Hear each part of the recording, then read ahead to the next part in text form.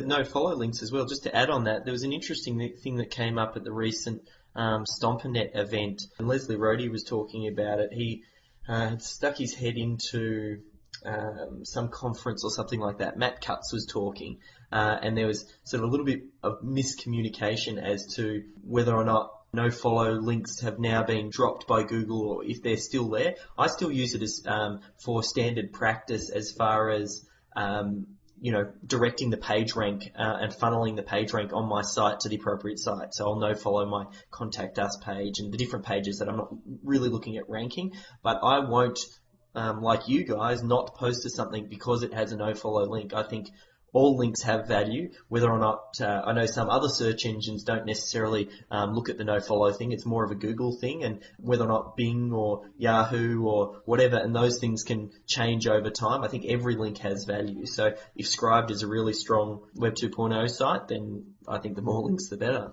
Yes, I certainly agree with that. You might want to reconsider your practice of PageRank sculpting using no-follow. Please, like always interested to hear your thoughts. Well, Google has reassessed their practice for that, and what they're doing now is they're not actually, if you use a no-follow tag on a link, the PageRank that would normally have been attributed to that link gets lost. It just doesn't get sent. It gets basically subtracted. So, for instance, give me you an example. Let's say you've got a page with 5 links on it. And 4 of the links have no follow tags. And let's say that was a PageRank 5, that page, right? So normally, in terms of the PageRank algorithm, each link would have received the equivalent of a PR1 juice, correct? Yep. That's how PageRank works.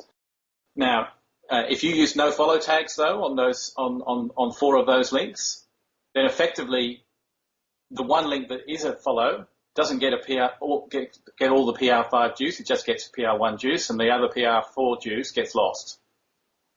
Very cool. I'll have to do some testing on that. I haven't seen that yet, but then again, I tested this many, many years ago, and I know that rules do change, so I'll jump in and give it another test. Yeah, there's another Matt Cutts post on this, which actually explains this very carefully, but that's how Google is handling the use of no follow tags now. So PageRank sculpting using follow tags is no longer really an effective strategy. I'll definitely have a look into that. Some of the other sites, like I know you mentioned Scribed, I suppose you do it even though it's got the no follow, so clearly they're changing the rules on the no follow. Are there any other Web 2.0 sites? I think we've got about some 4 really solid ones that we talk about in the SEO method. Are there any others? I quite like Weebly. Yep. As a Web 2.0 property. Largely because the problem I have with most Web 2.0 sites, of course, is the competing attention for the human traffic. There's so much distracting content on the pages. So you get the SEO value, of course, because what you really want from an SEO perspective is the link. But the other purpose of actually setting up a Web 2.0 page is hopefully to attract some human traffic to your domain. Yep. So I quite like Weebly because you can set up, some very, very simple sites that have very little distraction to your site.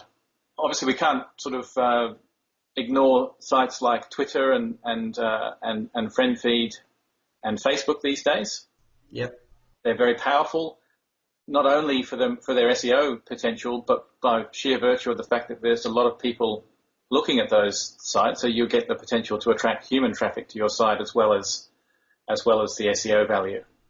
Yeah, that's one thing I do like that what you guys do over at the 30-day challenge is you do talk about putting out good quality content. And I know on these Web 2.0 properties, and what made me think of this was those final 3, Twitter, FriendFeed and Facebook, because you're not necessarily going for the SEO benefit and it's more about the user experience, it's really important to have that content. I know Ed calls it champagne content for having that really high quality stuff definitely on your main primary blog, and then also for these pages as well. You do want to have that high quality content. We've talked about quite a few of those Web 2.0 properties there, and I know it depends on the market that you're going after how much you'll end up posting on these, but let's say if someone's just starting out through the first phase, they've done their keyword research, how many sort of posts, at least on the ones where you're making posts as opposed to your Twitter, your friend feed and Facebook, the more the Skidoo, Hub Pages, Ezine, Scribed, Weebly, etc. Are you just doing one post on those, or are those secondary keywords that you identified for the categories?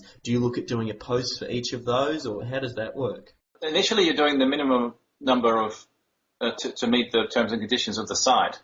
So, for instance, to publish a Skidoo page, you can't just have a single post. You've got to have several. I think you've got a minimum of 3 modules. I think to have that page go live. So those modules might be, an RSS feed module.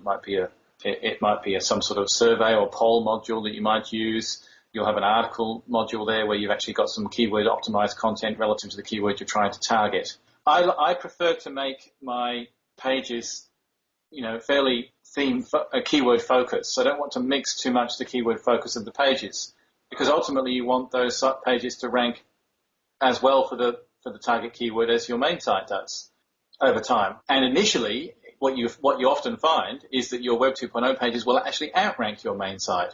And why is that? Because, of course, those pages have more relative authority because they're sitting on an authority domain.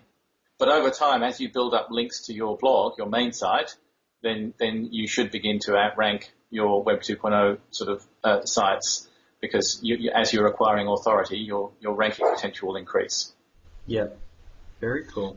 The other, of course, don't forget the free blogging platforms as well, WordPress.com and Blogger or Blogspot.